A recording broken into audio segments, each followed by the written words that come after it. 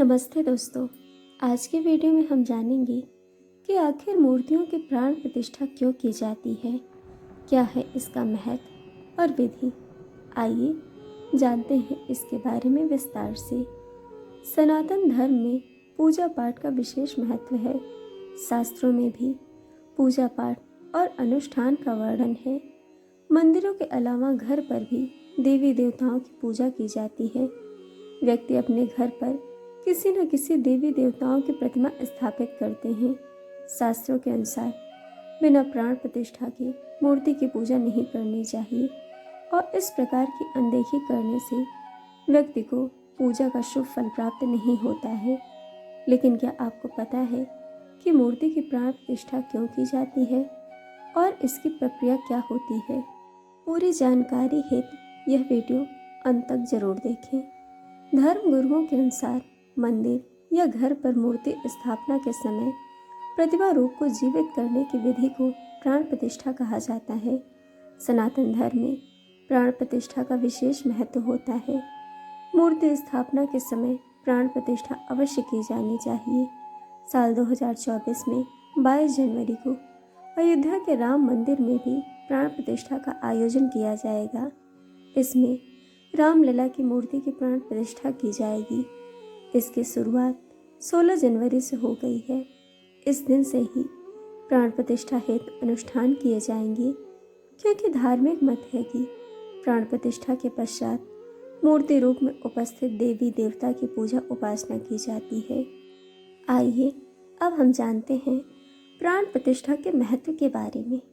हिंदू धर्म में प्राण प्रतिष्ठा एक महत्वपूर्ण अनुष्ठान है, जिसके जरिए मंदिर में देवी देवताओं की मूर्ति को प्रतिष्ठित किया जाता है। यह काम अनुष्ठान के जरिए होता है। इसमें भजन और मंत्रों के पाठ के बीच मूर्ति को पहली बार स्थापित किया जाता है। वैसे प्राण शब्द का अर्थ है जीवन, शक्ति और प्रतिष्ठा का अर्थ है स्थापना। प्राण प्रतिष्ठा का शाब्दिक अर्थ है जीवन शक्ति की स्थापना करना या देवता को जीवन में लाना। हिंदू धर्म में प्राण प्रतिष्ठा से पूर्व किसी भी मूर्ति को पूजा के योग्य नहीं माना जाता, बल्कि उसे निर्जीव मूर्ति मानते हैं। प्राण प्रतिष्ठा के जरिए उनमें शक्ति का संचार करके उन्हें देवता रूप में बदला जाता है। इसके बाद ही वो पूजा और भक्ति के योग्य बन पाती है। फिर लोग इन मूर्तियों की पूजा कर सकते हैं। ऐसा माना जाता है कि प्राण प्रतिष्ठा की प्रक्रिया के बाद ही मंदिर में भगवान के रूप में एक मूर्ति स्थापित की जाती है और उनकी पूजा की जाती है। जब भक्त किसी भी ऐसे स्थान पर पूजन करते हैं, तब उनकी मनोकामनाओं की पूर्ति होती है। आइए अब हम जानते हैं प्राण प्रतिष्ठा की प्रक्रिया के बारे में। प्राण प्रतिष्ठा के लिए सबसे पहले देवी देवताओं की प्रतिमा को गंगा जल या विभिन्न नदियों के कम से कम 5 नदियों के जल से स्नान कराया जाता है। इसके पश्चात मुलायम वस्त्र से मूर्ति को पोंछने के बाद देवी देवता के रंग अनुसार नए वस्त्र धारण कराए जाते हैं। इसके बाद प्रतिमा को शुद्ध एवं स्वच्छ स्थान पर विराजित किया जाता है और चंदन का लेप लगाया जाता है। इसी समय मूर्ति का खास तरीके से श्रृंगार किया जाता है और बीज मंत्रों का पाठ कर प्राण प्रतिष्ठा की जाती है।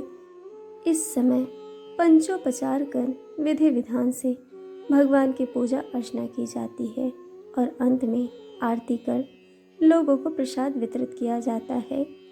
ऐसी मान्यता है कि मूर्तियों की प्राण प्रतिष्ठा करने से, ईश्वर की पूजा करने से लोगों को भय की मुक्ति मिलती है, सभी बाधाओं से मुक्ति मिलती है और कष्टों को दूर करने का मौका मिलता है। यही नहीं, शांति के तलाश में भी भक्त ईश्वर की शरण में प्राण प्रतिष्ठित मूर्ति की पूजा करते हैं। मूर्ति की प्राण प्रतिष्ठा से व्यक्तिगत जीवन से बाधाओं को दूर करने का मौका मिलता है। प्राण प्रतिष्ठित मूर्ति की पूजा करने वाले को रोग दोष से भी मुक्ति मिलती है। तो दोस्तों, यह था प्राण प्रतिष्ठा के बारे में संपूर्ण विवरण। मूर्तियों की प्राण प्रतिष्ठा का महत्व एवं मूर्तियों की प्राण प्रतिष्ठा करने की विधि। दोस्तों, वीडियो आपको कैसी लगी यह हमें कमेंट करके ज़रूर बताइएगा और चैनल को सब्सक्राइब वीडियो को लाइक शेयर करना बिल्कुल मत भूलेगा। वीडियो देखने के लिए आप सभी का बहुत बहुत धन्यवाद। जल्द मिलेंगे एक और नए वीडियो के साथ।